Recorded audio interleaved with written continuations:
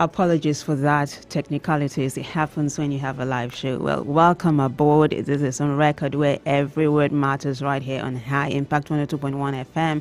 I am Vivian Oguche. Now, on the program, we discuss the actions and inactions of government, ministries, and departments, and how it affects everyone in all sphere of life.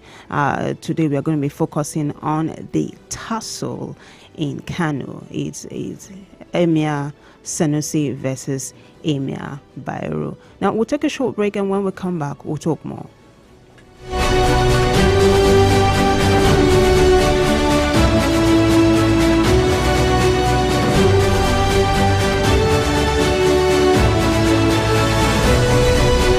Welcome to On Record. Every word matters.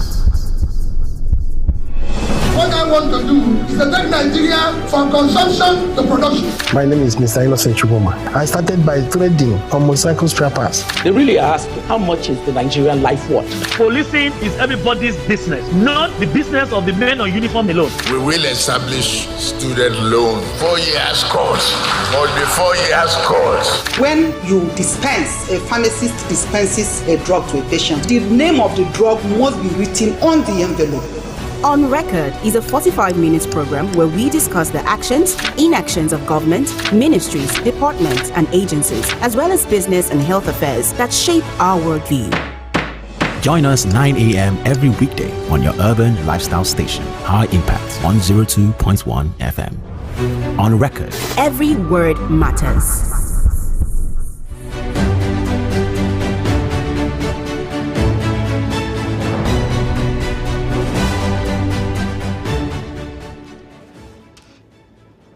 Welcome back. This is Vivian Oguche right here on Record, where every word matters. Now, the Federal High Court on Thursday said it had jurisdiction to entertain the suit filed against the reinstatement of Lamido Sanusi as the Emir of Kano. Now, the court ordered the state government and other parties involved to stop the implementation of the state's new emirate law that reinstated Sanusi pending the hearing of the substantive case. So what exactly does this mean? Is Lamido Sanusi the Emir of Kano or not? Now, Tunde Kolawole joins us for more insight. That is after this short break. Stay with us.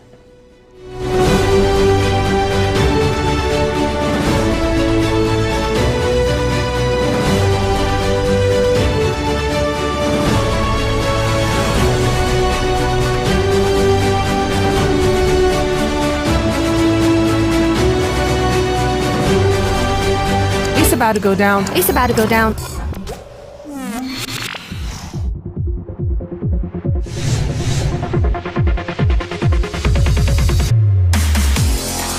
High Impact Radio 102.1 FM. The future is now.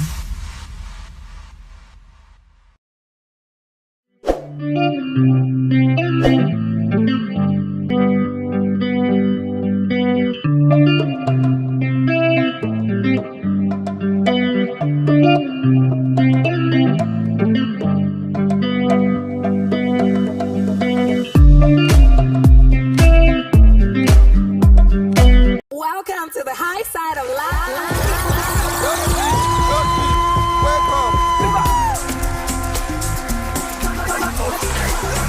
Join us every day at High Impact 102.1 FM, your urban lifestyle station. I just want to be here.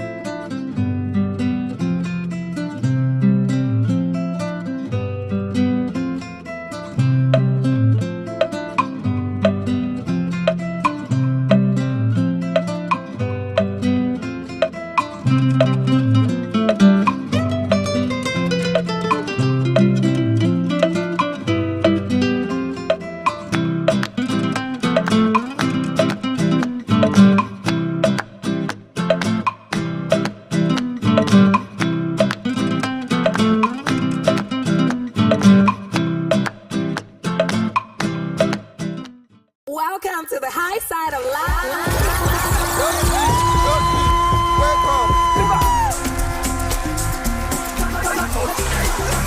Join us every day at High Impact 102.1 FM, your urban lifestyle station. I just want to be yeah.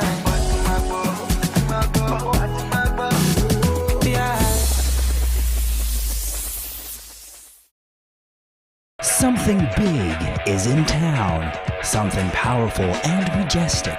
A mammoth creation destined to become a legend by all who encounter it. High Impact Planet, Nigeria's biggest family theme park, with facilities designed for friends, families, or large groups under a relaxing atmosphere. Be welcomed by wowing displays of animatronics, thrill out with realistic arcade games, or enjoy a number of thrilling heart racing park rides. Experience the 5D and 12D cinemas and challenge your mates with bumper cars and go-kart races. Don't forget to slide into the ice rink or simply take time out to enjoy a pizza at our delightful restaurant and dessert spot, or at the exquisite club lounge. High Impact Planet, 12 Lagos Ibadan Expressway, Ibafo, opposite MFM Prayer City. Visit high-impactplanet.com for details and inquiries. Fun just got real. Do you know bad production can kill a great content idea? Do you want to have a photo shoot, audio production, or do you need a professional voiceover artist? Do you simply want unmatched cinematography, video production, or just event coverage, such as weddings, birthdays, or burials? Or do you need a space for meetings or conferences? All these are possible with High Impact Studios. Don't bring down your creativity, let's help you take it high. And out of this world with our state-of-the-art equipment and first-class studio space. We give you the quality you deserve at the best rate. For more details, call 0706 393 5694 or 0915 958 1881. High Impact Studios, the future.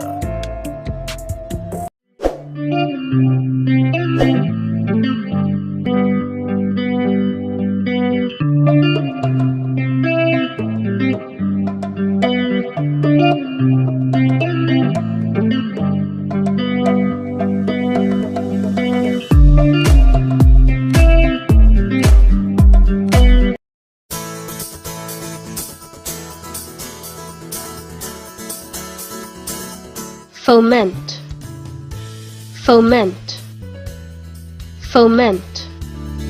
High Impact 102.1 FM. We're live on YouTube, High Impact 102.1 FM, and on X at High Impact 102.1 FM. You can also watch us live on High Impact TV on Nicomsat 42 degree is. Now, to join the conversation, you can just send me WhatsApp messages to 0907-224-5018. I take that again, 0907-224-5018.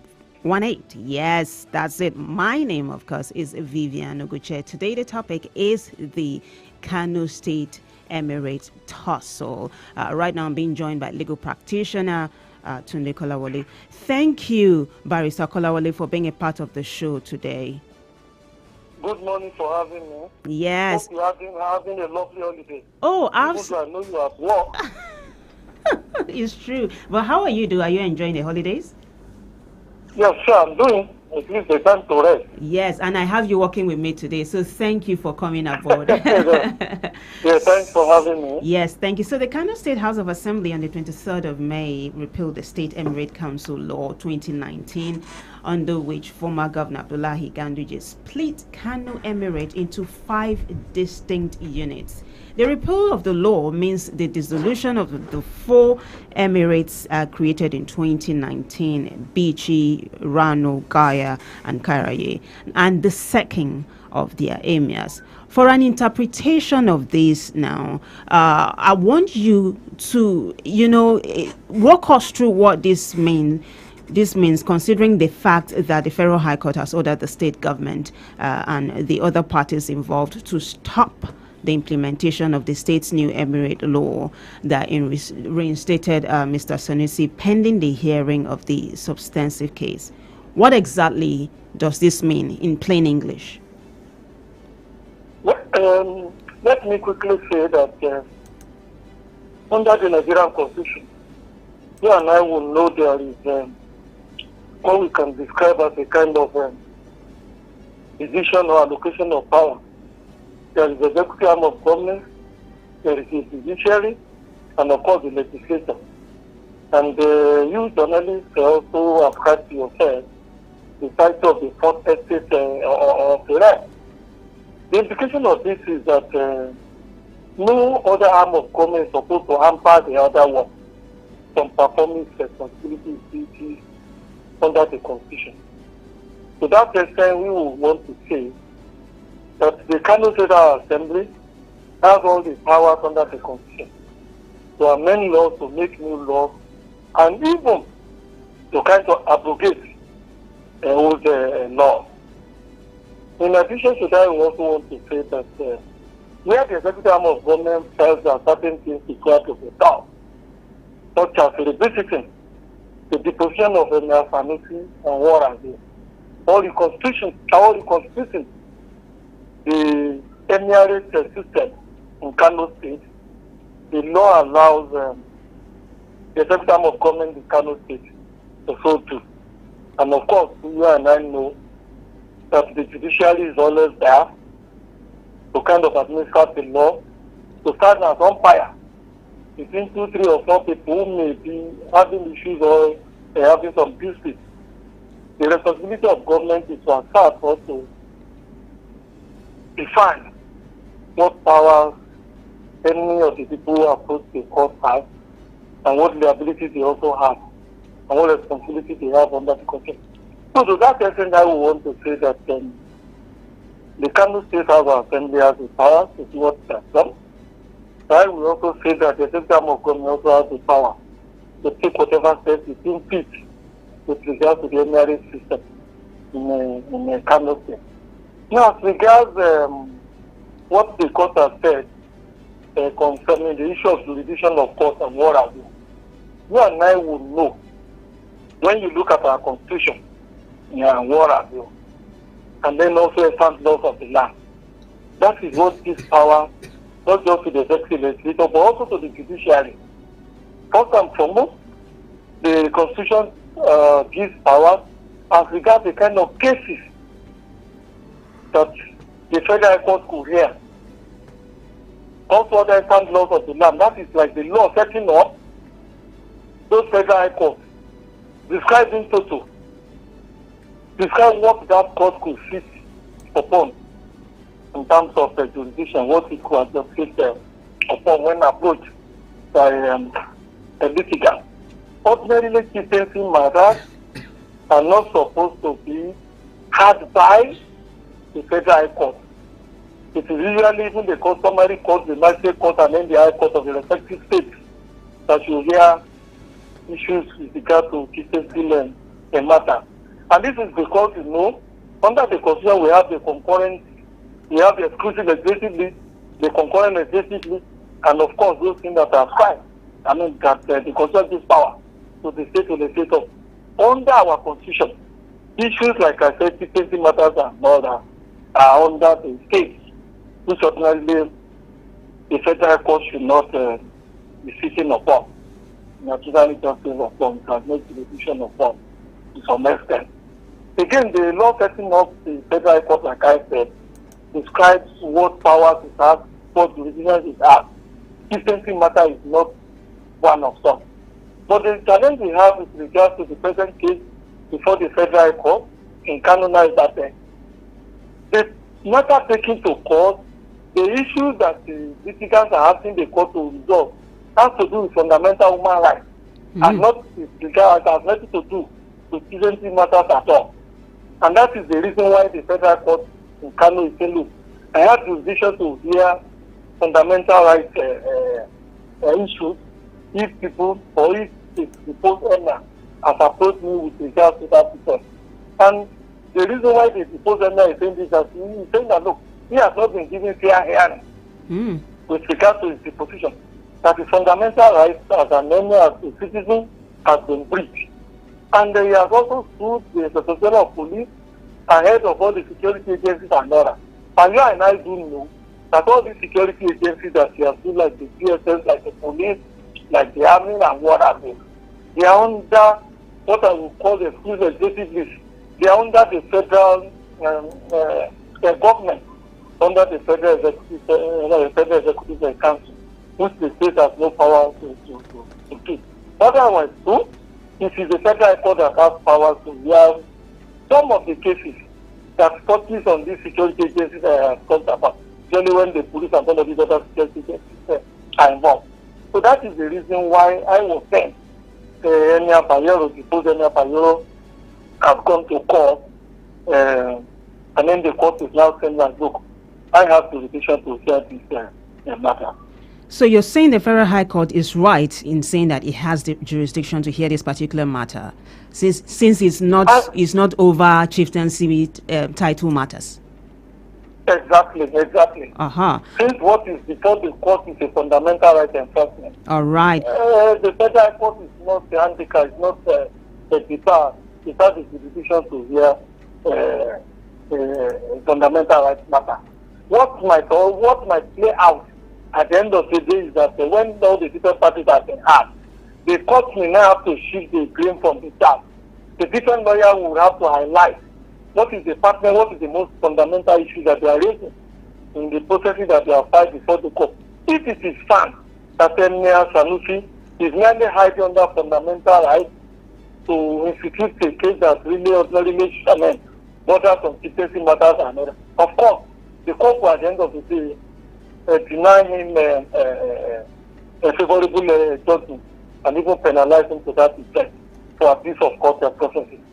Now, this is the question I really want you to answer. Like I said earlier on, the Federal High Court had ordered the state government and other parties involved to stop the implementation of the state's new emirate law that reinstated Sanusi, pending the hearing of the substantive case. What does this mean then? Is Sanusi now the emir, or is it still Emir Bayero? Which one is it?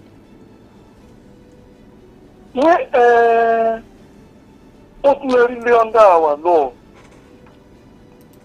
whatever has been done, most times our court will not reverse that, because you would have noticed that the law that abrogated the old emirate system and the law that revisited and enforced Sanusi as an emir has ordinarily been passed by the Kano State Assembly before Emir Ado Bayero goes to court to get an injunction against the House of Assembly, against the Deputy Arm of Government. If the fact that we read in the paper is anything to go by. So if that is the case, I'm not too sure that the Federal Court in Kano will now say parties should maintain status quo, that the Sanusi should stop parading himself as the present or the incumbent emir of the Kano State. When most times the court say parties should maintain status quo, the status quo that the court is asking parties to maintain is the status quo that was present when parties were before that court, not action that has either to take place in the court or that has been accomplished, that has been done, that has been completed. Rather, as at the time the parties are appearing before the court, the status quo at that time is what ordinarily our court would ask the parties to maintain, not an action that has been completed, not a thing that has already been done.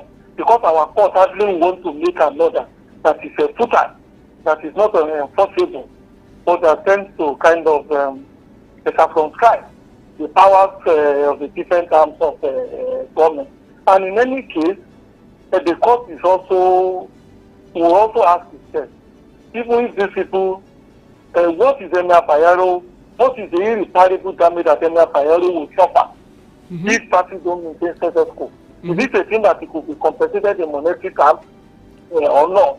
Or is it impossible to really revisit the issue of his dethronement and ask him to go back and all that? These are things, these are remedies that you will get at the end of the final trial when the parties have been had and judgment has been given. So I would want to say, like I said, this what we read in the paper is very important. The status quo that parties have to maintain with respect to this case is what the status quo when parties were appearing before the court. Not what has been accomplished, what has been done, either by the assembly or either by the executive arm of the government. Fantastic. Now, it is important to point out that what Emir Barrow is crying, or what he's decrying right now, what he says is suffering, is exactly what Sanusi suffered in 2020 when he was dethroned as well. Exactly. Yes. So I would like you to wrap this particular, because we have something else to talk about. I'd like you to wrap up this particular segment with your thoughts on how this particular issue should be resolved, in or out of court. What do you think? Please take that again. Yes. So as we wrap up this particular segment, what are your thoughts on this Emirates tussle in Kano? How should this matter be resolved so that they don't air their dirty linen, in public? How should it be resolved? Honestly speaking, what is happening in Kano State is a threat to the Emirates system. It is a politicization of the Emirates system. That's what into the Emirates system is also the one now that they are trying to carry to the court, which is likely to face the court at the end of the day, given the contradictory rulings that we have been getting with regards to this Emirates issue. You and I will remember that there is a ruling, I think this Kano State High Court, with regards to this matter. There's also another ruling from the Federal High Court and Walla. And some of these rulings are not of the same court, they are different. And even if they are not different, parties or litigants shouldn't be going to different courts at the same time to seek the same relief. That is the tantamount and abuse of the death court process. Now, with regard to the second question about how the matter should be resolved, I would want to say, in my humble opinion, that is the position of Captain. Can you take that? Can you take that again? We lost you briefly due to network issues. Take that last statement again.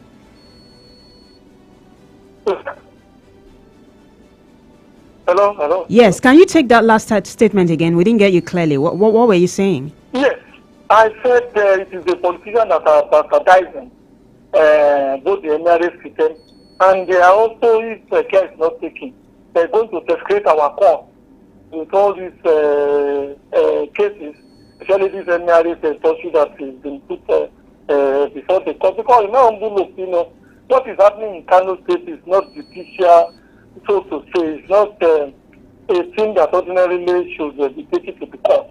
It's the politics that the court is being asked to come and rule upon. Somebody never liked the Sanusi's case, and what he was saying is a loquacious disposition to some of these issues. This kind of hard the government of former Governor Gandhi. And because of that, they went and then made it because a single Emirates system in Kano and created and proliferated the decision and then removed the man without him being given fair hearing before he was removed. It was a very artistic critique of the government of Kano at that point in time, and then Governor Gandhi especially. That was the reason he was removed. And then they brought Bayero and all the other of them and all that. So, when you look at equity, when you look at justice and all that, you want to say that the system has not been fair to any community. And this somebody has seen the injustice that has been done to him, and then they now want to reverse that trend. I am not opposed to it at all. Furthermore, we must also realize that no condition is permanent in life. There has to be changes and all that. We may not continue to have one disciplinary system. Cannot stay there forever. Sometimes and somebody may still want to revisit that area.